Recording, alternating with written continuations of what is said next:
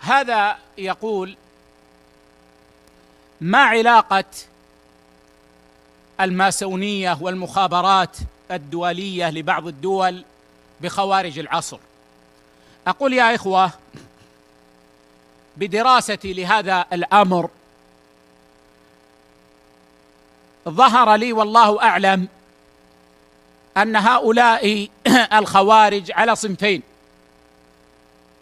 صنف في الحقيقة إنما هم أهل دنيا،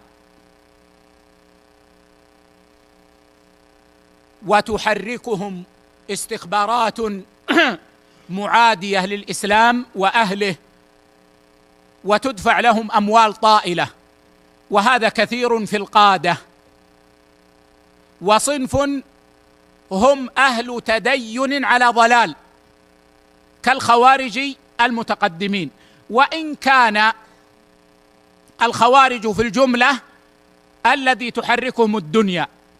ولذلك الحسن البصري قال عن الخوارج إنهم أهل دنيا، فقيل له: كيف تقول هذا فيهم وأحدهم يأخذ رمحه حتى يقتل؟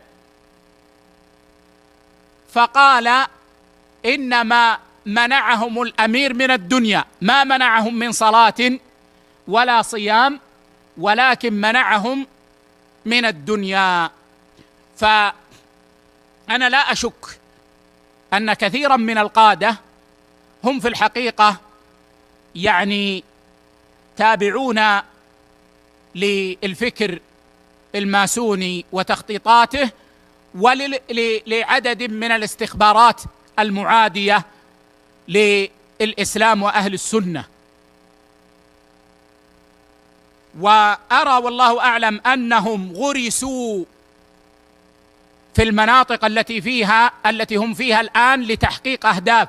فإنك تلحظ أنهم إنما وضعوا في مناطق حساسة فيما يتعلق بالبترول، سواء ما يتعلق في العراق أو سوريا أو ليبيا اليوم، وهذا مخطط لضرب الاقتصاد وضرب البترول، لأن وجودهم في هذه المنطقة جعلهم يسيطرون على كثير من البترول ويبيعون البترول بسعر رخيص، مما جعل أسعار النفط تتهاوى وضغط على الدول الإسلامية المجاورة.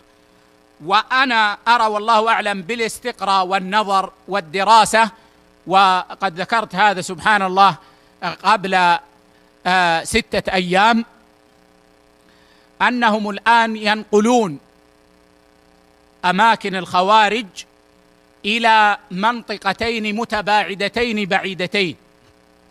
أما إحداهما ففي المغرب العربي، دول المغرب العربي، ولا سيما في الصحراء، وأما الثانية ففي إندونيسيا، لا سيما في الغابات. وذكرت هذا لإخواني في إندونيسيا قبل 5 أيام تقريبا، وقلت ينبغي أن ينتبه. وأنا أظن أن الخوارج اليوم يجمعون أعدادا من المسلمين في جنوب شرق آسيا ممن يعانون الاضطهاد أو من غيرهم في إندونيسيا، لتكون مركزا جديدا للخوارج. وتلحظون أن المنطقتين متباعدتان، إحداهما في الشرق والأخرى في الغرب، وهذا مخطط جديد فيما يظهر والله أعلم بعد أن تحققت معظم الأهداف من وجودهم في هذه المناطق التي فيها إشغال الأمة عن مصالحها. لكن هذه العلاقة في ظني ونظري، بل والواقع الذي رأيته من الموقوفين ومن غيرهم، وأنا قلت لكم ليس جميع الموقوفين خوارج، لكن عندهم شيء من الانحراف يتفاوتون فيه. لكن الذي رأيته أن كثيرين منهم أهل تدين على طريقة خاطئة، على طريقة الخوارج المتقدمين.